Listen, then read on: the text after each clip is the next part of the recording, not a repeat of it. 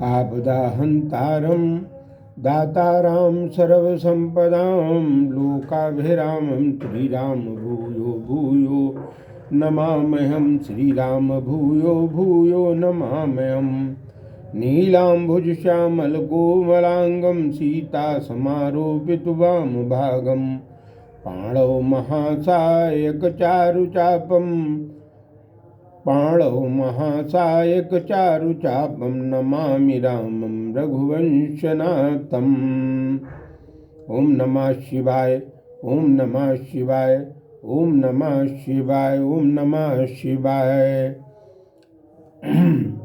राजा लोग जो धनुष जग में गए थे वो धनुष न उठाने पर बहुत लज्जित हुए और उसके आगे बाबा गोस्वामी जी कहते हैं कि भूप सहित दस एक ही बारा लगे उठावन टरही नटारा और डगए न शंभु सरासन कैसे कामी बचन सती मन जैसे।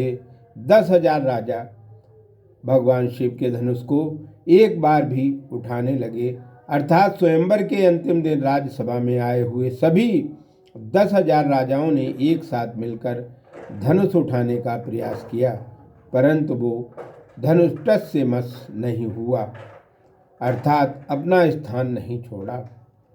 शिव जी का धनुष जिस प्रकार से नहीं टिकता है, जैसे कामियों के वचनों को सुनने में पतिव्रता सती नारी का मन नहीं चलायमान होता है।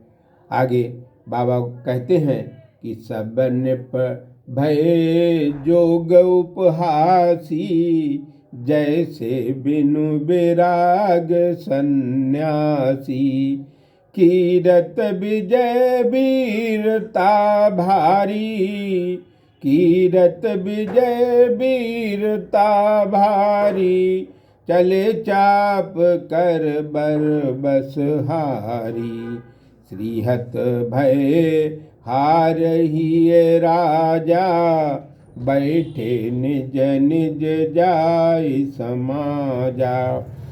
सभी राजा उपहास के योग्य हो गए, सभी का उपहास उड़ने लगा। जैसे वैराग्य से रहित सन्यासी परिहास का पात्र बन जाता है, सभी राजागण कीर्ति विजय और बहुत बड़ी वीरता से धनुष के हाथ हठात हार कर लौट चले। हृदय में हार कर सभी राजा श्रीहत हो गए और श्री से हीन हो गए, अर्थात शोभा से रहित हो गए, अथवा श्रीहत अर्थात श्री जी के द्वारा हत हो गए या मार डाले गए।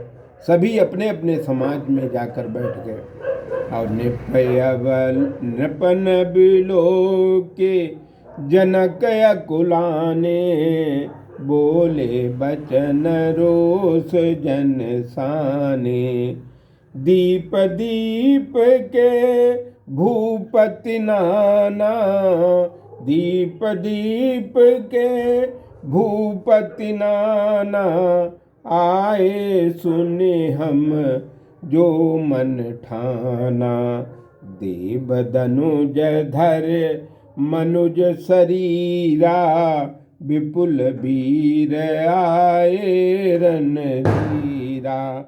राजा जनक जी की अकुला गए और मानो क्रोध में सने हुए वचन बोले। राजा जनक जी बहुत ही क्रोधित हो गए। मैंने जो प्रतिज्ञा की उसे सुनकर दीप दीप से अर्थात सातों दीपों से अनेक राजा आए हुए हैं, उनके वीर और युद्ध में कुशल देव तथा दैत्य भी मनुष्य का रूप धारण करके श्री माँ सीता के स्वयंवर में आए हैं, श्री माँ सीता के स्वयंवर में आए हैं।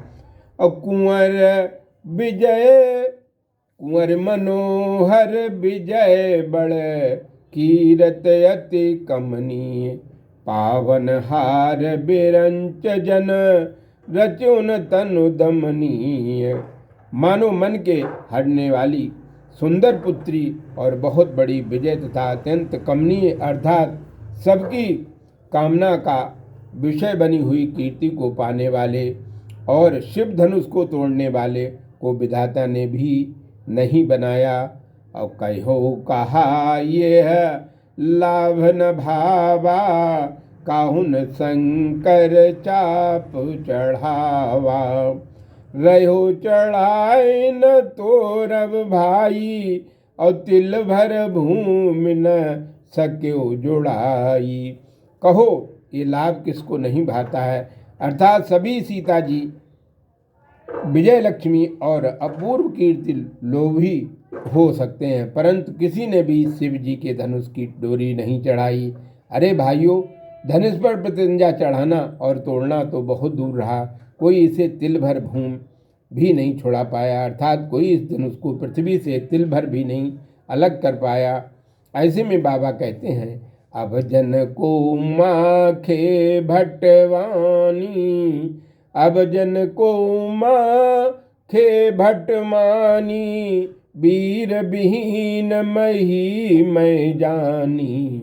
और तजौ आस निज निज ग्रह जाऊ, लिखा न विधि वैदेही विभाऊ।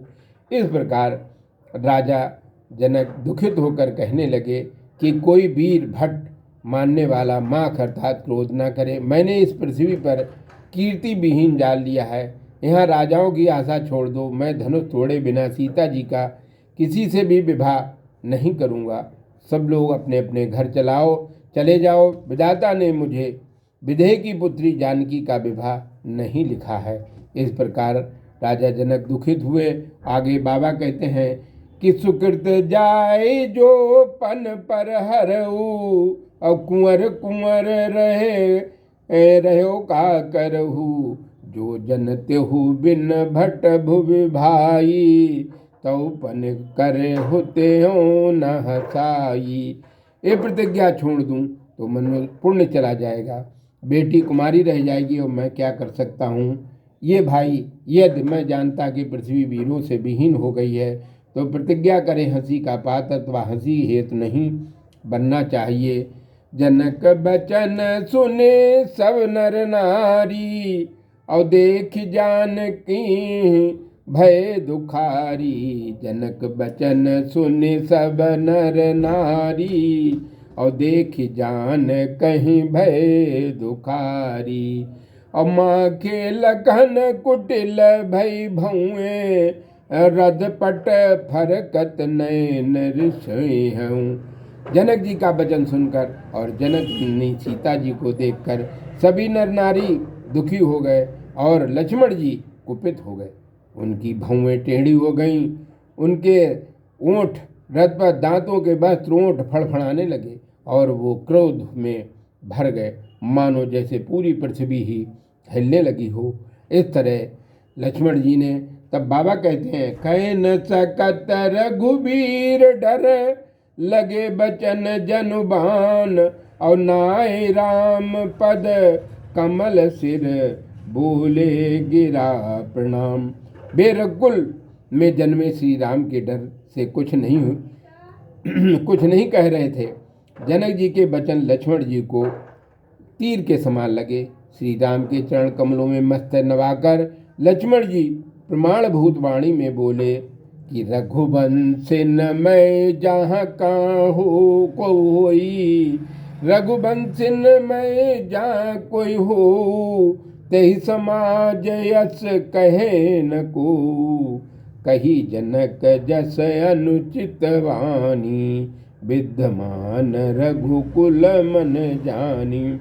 जिस समाज में कोई भी रघुवंशी होता है उस समाज में पृथ्वी वीरों से विहीन हो गई हो, ऐसा कोई नहीं कह सकता है। जैसा कि रघुकुल के मणि समान श्रेष्ठ परमवीर श्री राम जी इस समय में विद्यमान जानकर उनको ऐसी अनुचित वाणी कही, ये बर्दाश्त के योग्य नहीं है।